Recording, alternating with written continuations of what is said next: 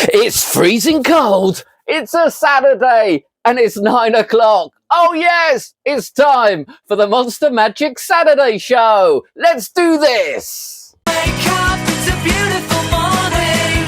Feel the sun shining for your eyes. Woohoo! It is so cold on the boat today. I'm pretty certain it is warmer outside. Just to give you an idea of how cold it is this morning, my toothpaste in a mug of boiling water to defrost. There you go. But on with the show. And first up, we have Flick It by Manuel, Seminario and Twister Magic. This is a corking little thing using one of these. It's a little sort of post-it note set, which I'm guessing is a genuine thing you can buy. These are the bookmark things that you get, and this is the general pad that you can normally write on and that you'd stick notes on the fridge, or for your loved one to come home and find that dinner's in the dog. It is really nice. It's really, really organic. And the tutorial is a whopping 45 minutes long, which for such a simple effect really is remarkable and shows how much Manuel has sort of thought about this project and Twister Magic. He runs through, so Manuel's dubbed, by the way, but don't worry about that. It's very easy to understand. You soon forget that the lips aren't matching the words, and it's very visual, and there's nice close-ups of everything. But he does spend quite a lot of time talking about the handling to make the change quick, visual, and 100% surefire. And that is really, really good, because that is what really sells this. The change is remarkably good, and it's very visual. The method is nothing special.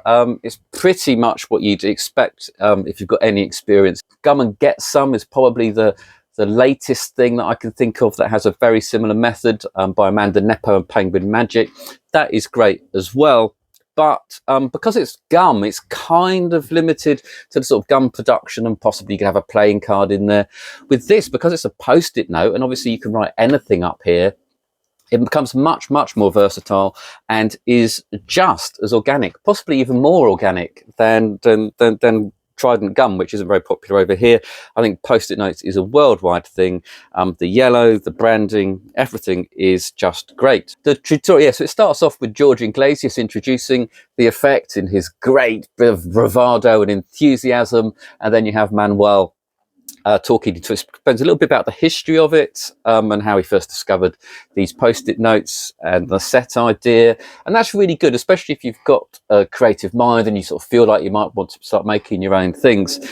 Hearing Manuel and his inspiration, just how you've just got to be a sponge, really. If you notice something and you think there might be a magic trick in it, just go for it. And that's what Manuel has done here. He runs through all of the tricks you can do with it, or the ideas that he's come up with. And he's come up with a fair few. You are limited by your imagination, but he's got, you have a card change up here. You can have something materialize up here. He does thing with sort of, I think he calls it morphing sticks, where he just draws lines and it turns into a picture that's been previously selected. But the favorite one for me was the add a number. If you do any mentalism at all, or you're familiar with mentalism tricks, add a number is when you get some people to write, 3 or 4 different people to write numbers down here, and then you have another person who adds them all up, and you've predicted that number. So you can hand this out and people can write up here quite freely. And I think you're pretty safe. You are pretty safe. The person adding a number is probably the most dangerous bit with that. But because they've probably got a calculator and they're just adding it up on the calculator, they're probably not handling the pad if you play that correctly. And I think that is a really, really brilliant use for this thing. If you don't want to do the visual thing, then the add a number is also a great way to go.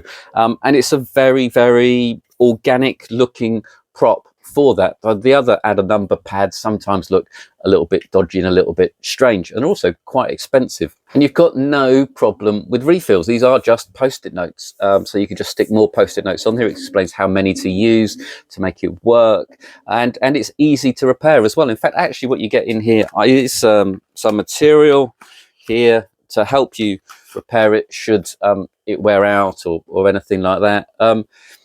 It's great. it is really, really good. It's so simple, but can help you do some really, really strong magic. The one thing Manuel doesn't cover in much detail is how to actually force what appears up here, and that probably depends on which effect you're doing as well. But if you know any simple card forces or picture forces, number forces, there are so many resources out there that I think it's fine that it's missed off, and it's just up to your imagination really, and the plot that you come up with for what you reveal. There is a nice way of having, he has a dollar bill appear up here, so he'll just draw a dollar bill sign, give it a flick, and a dollar bill will arrive. That requires a little bit of arts and crafts, which is very, very well covered. It's simple, it's visual, it's easy to do, it's versatile, and it's an absolute bargain. It's just $24.99. That is Flick It by Manuel Seminario and Twister Magic.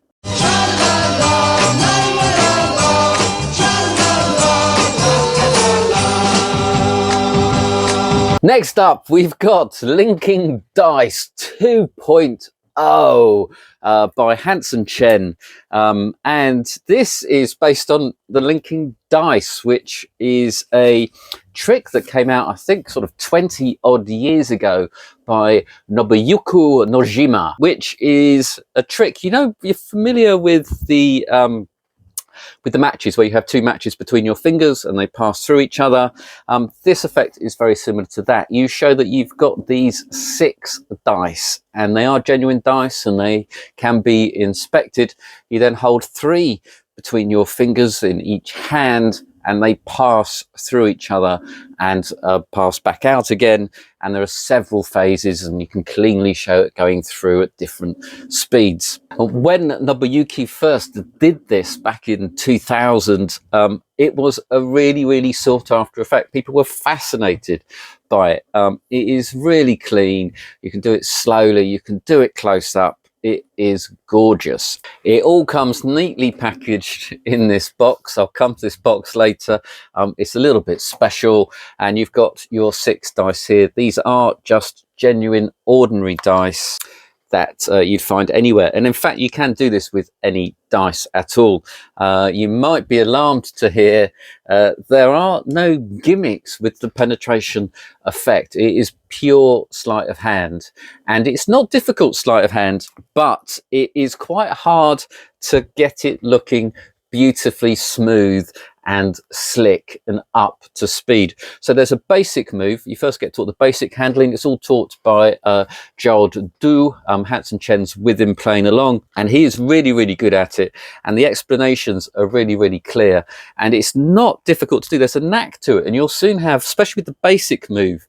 I think you'll have the basic move in like a minute or two. If you just watch along with the video, you'll have it. There's no real struggle or finger play, or there's nothing to make it hard.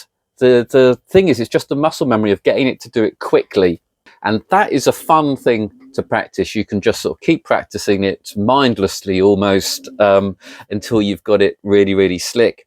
Then there's an advanced move which is a little bit harder. And not necessary. You can just get away with just doing the basic move fine. Now, what makes this Linking Dice 2.0 as opposed to just plain 1 is that this is a switching box. I can tell you that 'cause it's in the product description. And you also have these gimmicks on the other side, which are dice that are just glued together. They're glued together really well, as Hansen points out. If you drop them, the chances are you might chip the dice, but you probably won't separate them. So do be careful with them. And actually, if you are practicing this, I suggest doing it sort of over a close-up mat on a table or whatever, because you will drop the dice from time to time. If you're going to practice it in front of the TV, use one of those little lap trays and do it over there. So these provide the ending to the routine where you switch them using the box, and you give these to your participants and they fuse together. I don't like that. I like these. I think they're great that these are included, because they make certainly practicing the advanced handling, the advanced move, much easier.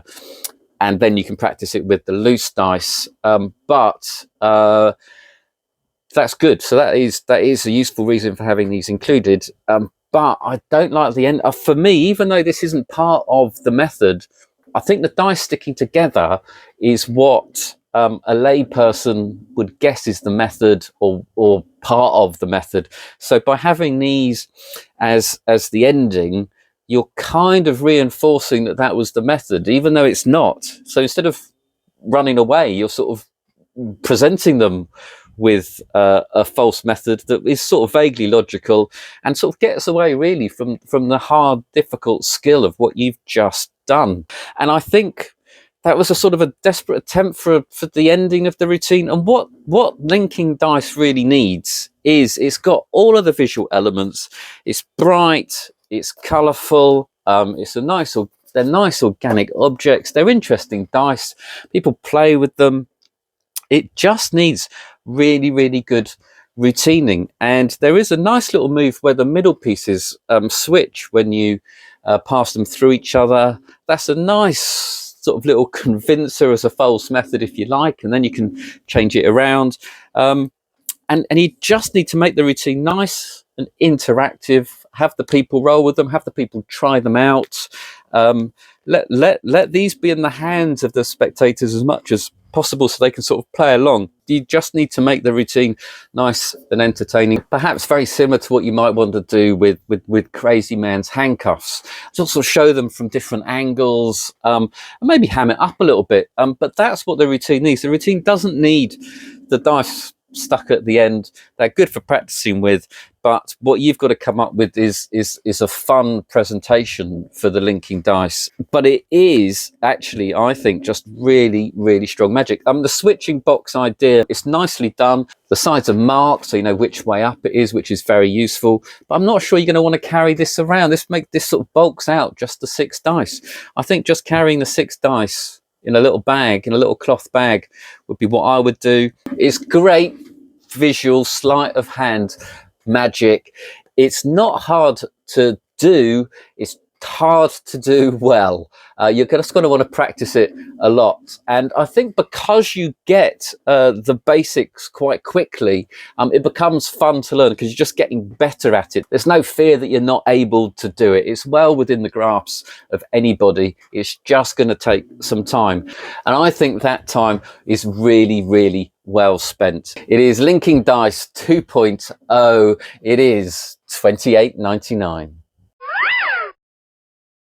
Next up, we've got the big one of the week. Oh yes, it is PTSD by Mark Lemon.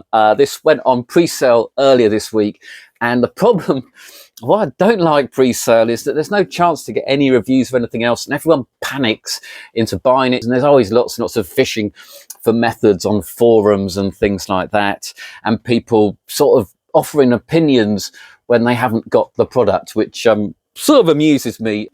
This, I think, is really, really good. It is Mark Lemon's version of a perfect prediction.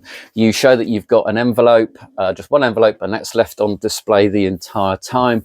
And then you ask your participant to think of any playing card. And you then reveal that you pull out one card from the envelope, and it is the card that they have named. Now, the plot obviously isn't new, and it has been a worker for many, many mentalists, and there's been many, many versions put on the market. Ones that have been sort of bandied around recently as being very similar, of course, are On the Mark by Mark Elston. There is Inferno by Joshua J., and the Shadow Wallet by the 1914. This is different because it just uses the envelope that is on display the entire time, and that makes it really, really clean. The envelope is very, very thin. There's very little in that envelope, but what is in that envelope are some really, really nice gimmicks. Can't show you them because that'll give the game away, but they're very well printed, and they're subtly printed in a way that no one's actually noticed, which means you've got a brilliant display of virtually the entire face of the card, which is really, really good. They do have some angle issues are caused by these gimmicks.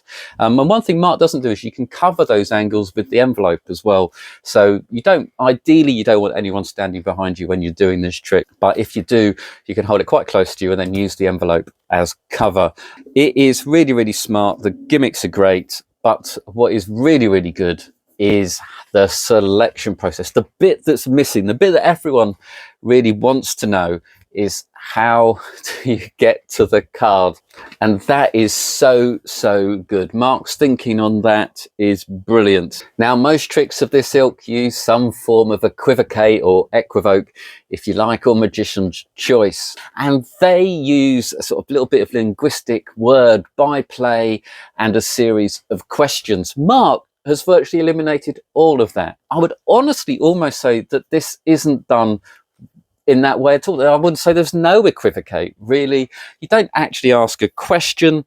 There's no series of questions, and the script doesn't change. There's no ambiguity in anything that you say at all. And it is super, super fast. And it doesn't feel like it's part of a selection process. A lot of the time with equivocate, it does feel like a process of elimination down. With this, you don't get a sense of that at all. It is just done differently in a way that is brilliant, and that makes it stand out. And even if you buy this and you prefer to use a wallet or something else, then I think this will change how you do all of those tricks. It's one of the best takes on a very, very old method. It makes this trick head and shoulders above the others, in my opinion. What you get on the tutorial is Mark himself is split into different sections, so it's not chapters, they're separate videos. First video is the setup, and that's really nice and really thorough and very well explained, and Mark shows you exactly how to do it. You then have the handling. That is really probably the hardest part. You just want to practice that a lot. You've got to be smooth. You've really got to, create the illusion it's just one thing from the envelope coming out and you're displaying the card. So you've got to get it natural, quite quick and smooth. You just don't want any fumbling at that point. And try not to look at the envelope when you're doing it. I'll try and look at the participant. And then, of course, you've got the scripting and the performance. And Mark runs through everything really, really clearly and just explains exactly why things are done in this way, exactly how to do them. And it's just really, really clever. He also runs through slightly different versions for if you're doing it virtually on Zoom or whatever. It's not that the trick's different or even the methods different, but just certain things to consider when performing it, just due to the technology and how it works. So that's really nice. Bonus. And then you've got Mark's closing thoughts on it all. It is a really, really powerful effect that takes up almost no pocket space. You've just got that thin envelope. And Mark actually provides two envelopes, a black one and a red one. They're the same. You only use one at a time. It's just up to you. If you're wearing lots of dark clothing, as he points out, you might want to use the red envelope as opposed to the black envelope. If you're one of those Mysterioso style mentalists, then you'd use the black envelope. It's great because the envelope is super thin. It's always on display. There's no switching of the envelope. The handling is easy with a bit of practice. The script is the smart bit, and that is easy to learn. And it's a super, super powerful trick. And it's so easy to carry around. You might think it's a little bit steep at $37.99, but everything has been specifically made for this effect, and that just comes at a certain cost. I think it's a bit of a game changer. It is PTSD by Mark Lemon, $37.99.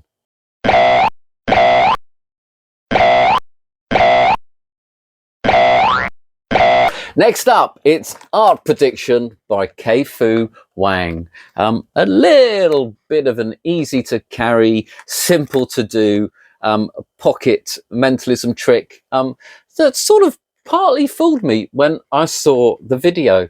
The effect is you give your participant these 10 chips that have different pictures on, some animals or a bed, a hat, a dog, for example, and they mix them up face down. And whilst they're doing that, you show that you've got one envelope that has a prediction inside. They then give you one of the chips face down and pop it on top of the envelope, and you take the other chips back, and then you show that they have chosen the cat. You then pull out from your envelope these 3 cards that have an M, an O and a Q on, which is obviously completely different to cat, but they then show that if you hold them up, it is actually a picture of a cat. And if they don't believe you, you can then turn the cards over and show that they've got a picture of a cat on. I mean, I genuinely don't know whether I like this or not. Let me show you what you get. The instructions are written down instructions, so there's no video obviously, but you do get to see a video performance in the trailer and so on, so you know exactly what's going on, and it's very, very easy to do. So you get the envelope, which is nice, got a nice little sparkle, nice little shine to it, and inside the envelope you will have your 3 cards, which are here, and on the back they are printed. They're nice, they're sort of small, they're quite small, thin, narrow cards. If you think that, that looks like a cat, it sort of does, doesn't it? You know, but it's quite nice, and then I quite like the idea of you not getting away with it.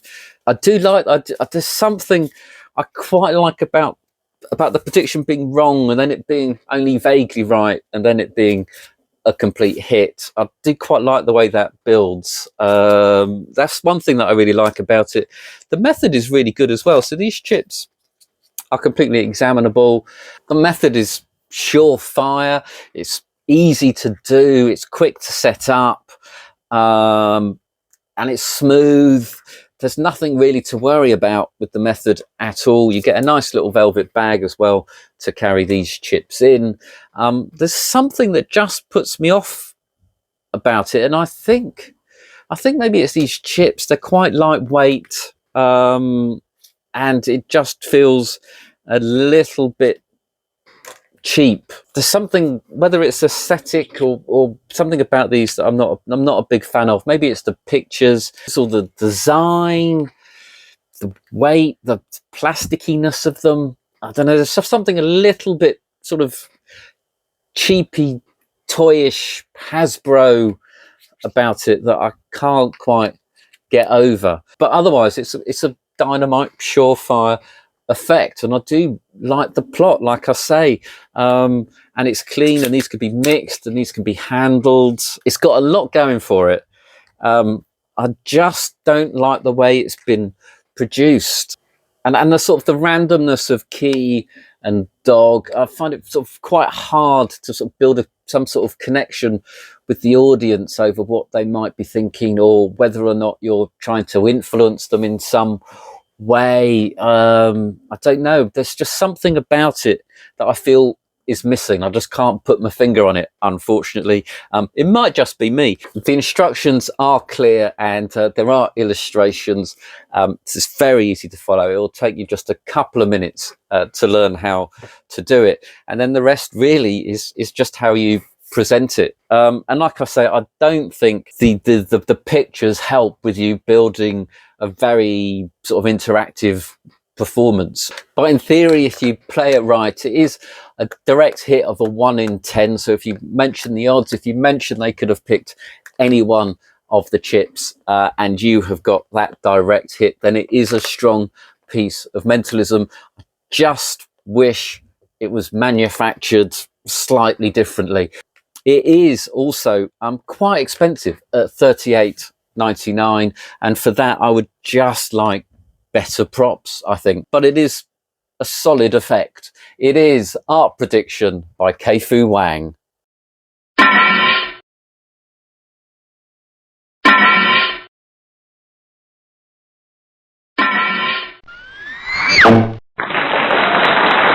And finally, we've got the hip Pocket Mullica wallet by Tim Trono, obviously based on the Tom Mullica wallet. This is the hip version. You say hip version, not because it's really, really cool and fashionable at the moment, but because it's meant to fit into your hip pocket. Having said that, it is still quite large. I would imagine a hip size pocket really to be half the size of this down here, but it is smaller than the old Mullica wallet. If you don't know, Tom Mullica used to have a bar called Tom Foolery Bar, and he was a great comedy magician, and this was the wallet he designed for his card to wallet. The effect is that you have a card signed and selected and lost in the deck. You then open up your wallet and show that inside you have another wallet, and that wallet has a zipper compartment, and inside that zipped up compartment is in fact one card, and it is their signed selection. There are obviously a plethora, that's a good word, isn't it, of wallets out there. It's hard to know what makes one better than another, but a lot of them you get to put a card into an envelope. So with the JOL Plus wallet, for example, which is one of my favorites, the card ends up into a sealed envelope, and you can hand that envelope to someone for them to open up. And I think that is really, really strong. You can't do that with this, but because it's inside a zippered compartment inside another wallet, you do have an extra layer of just having it as just a plain card inside a wallet, and that does add an element of strength. The other really clever thing is that the load happens whilst you're opening the wallet and getting the card out, which means that this can be in someone's hand right from the start. You don't have to go near it. With a lot of the card to wallet to envelope effects, the wallet isn't in play right from the start. It's sort of announced at the end of the trick, and the load happens sort of inside your pocket as you're getting the wallet, but that isn't the case. And that opens up some various different style routines as well. It is really nice leather. Oh, smells good. This is the genuine leather one. I've only got the genuine leather one. I didn't bother with the vegan leather one. And this is the wallet inside the wallet that goes in here. So you end up with that. You also get a 52-to-1 card, which is a nice touch. Not really necessary for most of the effects, but it's a nice little added extra. And so it's a really well-made wallet. Like I say, it's slightly bigger than I would have imagined. The tutorial is an hour 15 minutes long, and it is super thorough. Penguin have really upped their game with these tutorials. You get a nice little contents list at the start, so you can note the time and skip through if you want to refresh yourself if you've already watched it. And it starts off with a basic explanation of how the wallet works, and it's a very, very simple design, similar pretty much to most no palm style wallets. So the idea is you don't have to palm to load the card into this wallet. And a lot of the tutorial is Nick running through all the various ways that you can load the card. They're all much of a muchness. You can do it with a folded card as well, which makes it slightly easier. Possibly. It's all really personal preference. There is no way of doing it that's necessarily easier or better. And then Nick runs through 3 different effects with the wallet, which runs through pretty much the 3 categories that you can do with a card to wallet, which would be a selected card that's signed that appears ends up in the wallet. You have a named card that appears in the wallet, or you'd have a future card where you show you've got a card in the wallet already, and then you have the card selected and then it appears in the wallet. So they're pretty much the 3 scenarios you're going to use it for, but you can use it to end any of your current routines if you like. And there's a nice little section where Nick runs through some tips of how to do that and what to consider when doing that. So he makes it a very, very versatile tutorial. You get several performances of each routine, plus a very thorough handling of it, and the psychology of it as well. And there's also a slight section at the end where Nick runs through a few controls that you might need, whether it's forcing the card or controlling the card, some basic card skills, which makes it such a complete project. It's a really, really nice wallet. It's really well made, and that is pretty much essential. You can use it for your ordinary wallet. You can fit some notes in there. You can fit credit cards in here. All of these slots are fine to use. They're not going to stop anything working. There's no setup and there's no reset, unlike when you do it with envelopes in other wallets. It's a beautiful wallet that's easy to do a no palm load with. The 3 routines are taught well. Nick gives some tips on each of them. It's no reason why this shouldn't be your everyday wallet. It's a really, really great project. It's really, really well made. It is not too badly priced at $62.99. It is the Hip Pocket Mullica wallet by Tim Trono. And that's it for this week, I'm afraid. I hope you've enjoyed the show. I'm off to warm up and see if my toothpaste has defrosted. Please have a lot of fun this weekend. Grab some magic and go out and have a lot of fun with the best hobby in the world. Bye-bye.